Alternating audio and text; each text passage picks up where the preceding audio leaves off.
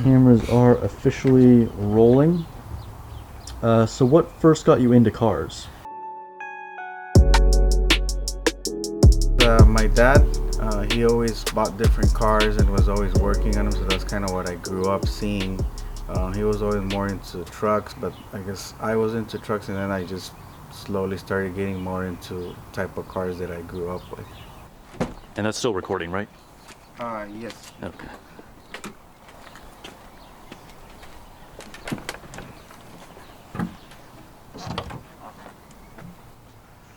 Ooh, check out that supercharger.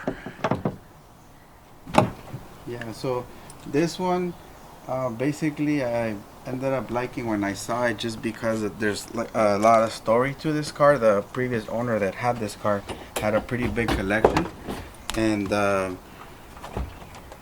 it was already supercharged. Some people are scared to buy a modified car. To me, I mean, it's already done and I was gonna do it anyways, so might as well, you know, buy a car that's already modified. If something happens, well, you're gonna fix it anyways.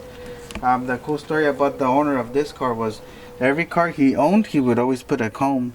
So I just left it there also. So you know, it's Just like his signature for it? Yeah, it was his signature for it. So in that one, it was like really low miles on this car, which was one of the other reasons why I bought it.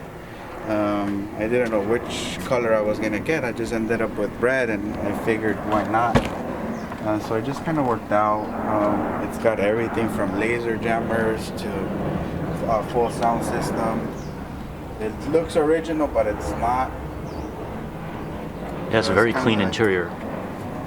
Yeah, it's just all stock. It looks all stock. It already has the Type R side skirts, Type R wing on this one. I was gonna start putting carbon fiber, but I'm not going to anymore because once you start, you will never stop.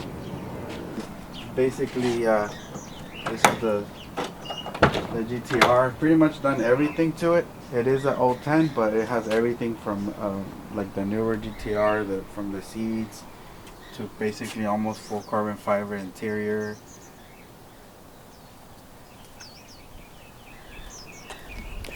So all the mods on this one, were they done since you've owned it, or did this have any modifications when you bought it? When I bought it, it had just the HKS exhaust, and I basically went alpha downpipes, mid pipe.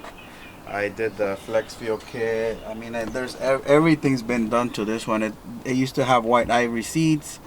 I didn't like him, so I wouldn't even change that. And we ended up taking this apart and so this one's like more custom made to match the seats. This just got wrapped. The steering wheel was basically, it is the Japanese version, but it is the knockoff of the M3, so the LEDs will, you know, blink according to, you know, on the RPM. So just a lot of things like that. It's kind of just trying it out and see if I like it. There's still a few more things to come, like the Alcantara headliner is next, but I mean, this one is just it's a whole different car to drive. Just you get so much attention everywhere you go, and the only problem is just you have to know where you're going, so you know if there's parking or not, and that's the only reason I think I don't drive it a lot.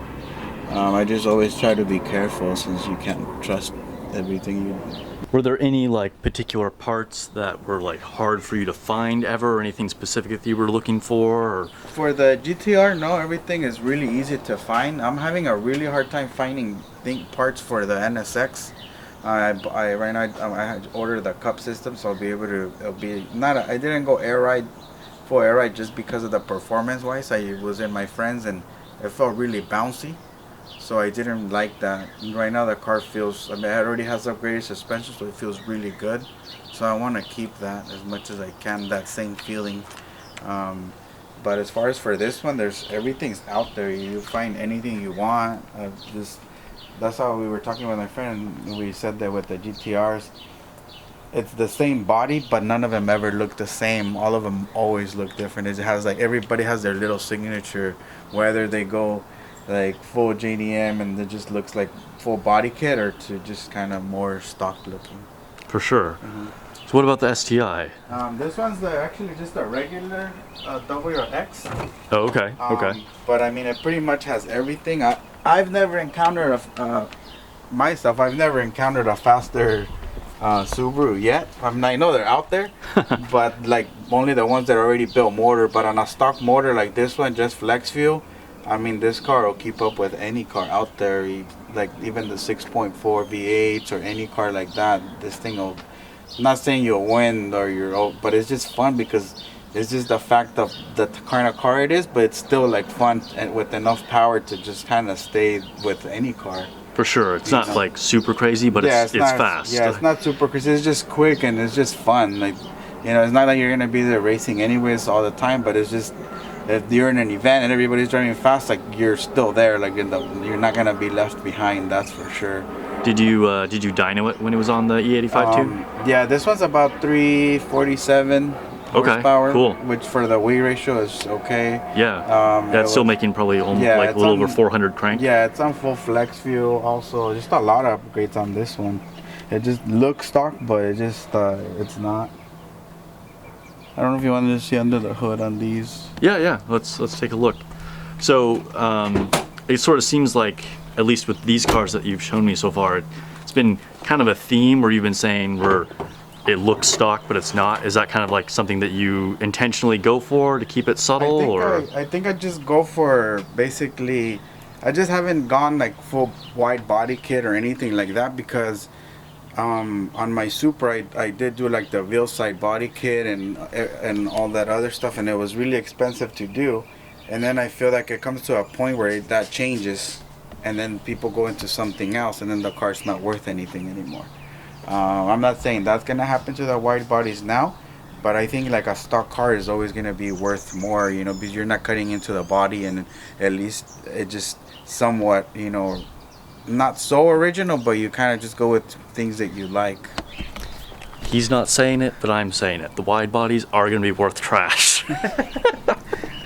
Yeah, I mean, I think I could have kind of agree with that at some point because, you know, I just think like it's just like when Fast and the Furious came out and they had all that body kit and everything. That's long gone. To me, in my own mind, I think that that's gonna happen. And then if I do that to one car and then I eventually want to sell it, it's not gonna be the same since it's more of just your own specific taste. Versus this, I can put it to stock any day I want. Yeah. I mean, it's all trends, it's all trends. and then even if it is unique, it's like you said, as somebody who changes cars often, Yeah. you're gonna lose that resale value for sure. This one doesn't have a huge. I mean, everything's been done to this one, from brakes to I mean, the interior to. Yeah, I saw that you got the different rotors here. What kind of rotors are these? I can't remember which ones they are now, but they are upgraded. So this one's already like full flex fuel. That has the density kit. There was one of my friends sold me the intercooler, which was a custom Garrett that he made. So that's the newest thing that I did to this one, and then it's going in for bigger turbos, which that will be the Alpha 9s at the end of the month. So, just kind of in general terms, this is a real open-ended question. What's it like to own so many cars? I've always owned a lot of cars, so it's hard to say what it's like to not own a lot of cars. But I think when you own a lot of cars, it's kind of fun and interesting because you meet so many different people depending on which car you're driving. And then basically you were always busy, you're always doing something. You know, it could be a downfall also because sometimes it takes a lot of your time. But at the same time, if it's just something that you like and it makes you happy, then I think that you try to do it as much as you can.